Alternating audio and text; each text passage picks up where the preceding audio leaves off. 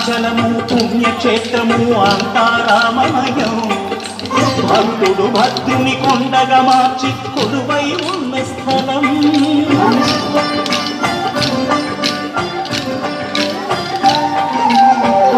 భక్తితో రామదాసు ఈ ఆలయము కట్టించనయా. సీతారామ లక్ష్మణులకు ఆభరణములే చేయించనయా. పంచవటిని ఆ జానకి రాముల పర్ణశాల అదిగో.